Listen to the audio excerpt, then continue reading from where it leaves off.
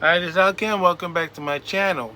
Well, we got some interesting news from the Manhattan DA's office, and it's now being reported by NBC News. Um, True to his nature, Alan Bragg would love to drop charges against real criminals, but seems to have a problem with Donald J. Trump. So he makes his misdemeanors into felonies. I do believe that is election interference, and I hope by July 12th he doesn't answer the questions. Maybe we'll be lucky and they'll lock his ass up in Washington D.C. They'll find a will. They'll find a way. But some people are very upset about this because these are the protesters that were protesting at Columbia University. Many people weren't even students there, and Braggs is dropping charges like flies are dropping in the heat. So let's get into this and see what's going on here. So Manhattan DA drops charges against mostly Columbia University protesters. So this is by a couple of people on NBC News: Eric Ortiz, Danielle Arkin, and Melissa Chan. It says nearly all the people that were arrested inside the Columbia University Hamilton Hall last month had their case dropped Thursday. 46 people charged with trespassing in the connection with the building's occupation. The Manhattan DA's office dismissed cases against 31 of them, largely due to a lack of evidence. Lack of evidence. Lack. There ain't no lack of evidence. It's lack of will from this idiot you call DA.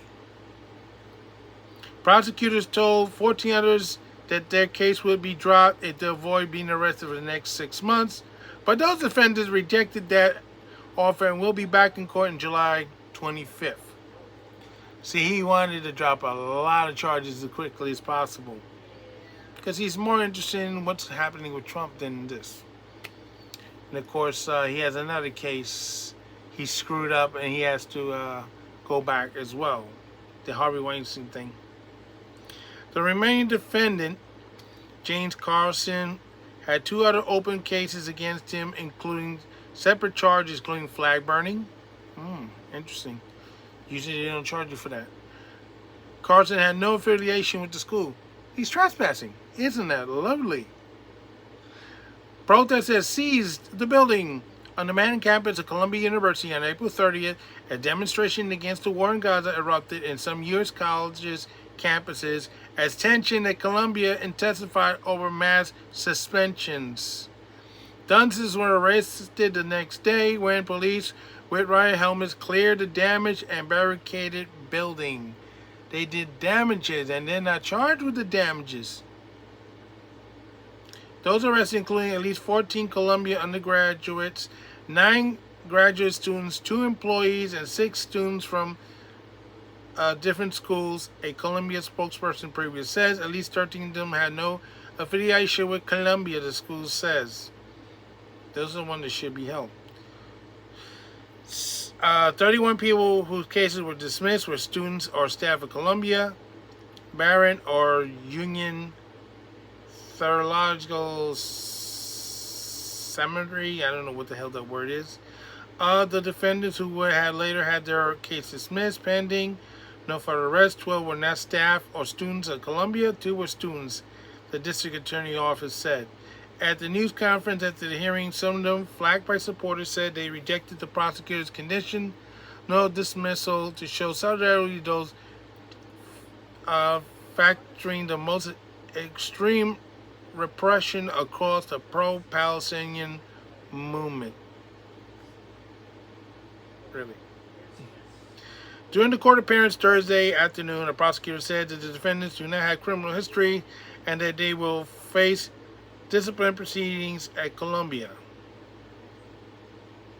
Yeah, right. A Columbia University official said the discipline proceeding is ongoing but declined to comment further. Most likely it'll be kept under the rug, Prosecutor said it will be extremely difficult to prove the dismissed cases because the district attorney office lacked evidence, including surveillance footage from cameras that were covered up. I'm sure you got photos of people who doing the cover-up, you could have easily gone after them. But no, you care more about getting Trump. The fact that some of the defendants wore masks also made it difficult to identify the specific actions, which is something they're trying to get rid of now. The governor of New York said, to stop some of these crimes, you want to get rid of the mask mandate stuff. There's no pandemic out there anymore. And the Attorney General, we're not sure if she's going to do something about it or not. An attorney for the defendants asked that the court to immediately dismiss the charges against all of them of the accused, saying that there are no allegations that the defendant hurt people or damaged property. Then how did the property got damaged? It didn't do it by itself. I mean, did they have a huge earthquake in there we didn't notice about? No. In the downtown courtroom, some of the defendants wore masks. And some wore, not sure how to pronounce it, which is a distinct pattern, Palestinian scarves. At least 2 wore sunglasses. Excuse me, but why didn't the judge told them to take that stuff off? As the hearing began, police confiscated what appeared to be protest signs found under one of the seats. So they were there to cause trouble. When a prosecutor told the court that Carlson was accused of burning an Israeli flag, some defendants seated in the room could be heard snickering. A police officer instructing them to be quiet. Hamilton Hall was famously occupied by people protesting in Vietnam War 1968. And that's the end of the story. But there's a lot of people in the Jewish community upset about this. And it proves right there that why you need to get rid of the mask laws that they have in New York right now. Because it's benefiting the criminals. So, you can get away with stuff, protest, do damage, injure people, do what the hell you want to do. As long as you can't be identified, they're going to do whatever the hell they want. I mean, let me see if I can find one. Hold on a second. Nope. I thought I had a mask here, but no. But seriously, if you had something covering up like this, unless you know who wear glasses like this, you're not gonna know. I mean, seriously, you can have the same scarves cover your face up, same thing. And if you had sunglasses and not glasses where they say, "Oh, I know who wore those glasses," if you had sunglasses, you're not gonna know. So, once again, Alvin Bragg shows why he is the premier imbecile of DAs in the city of New York.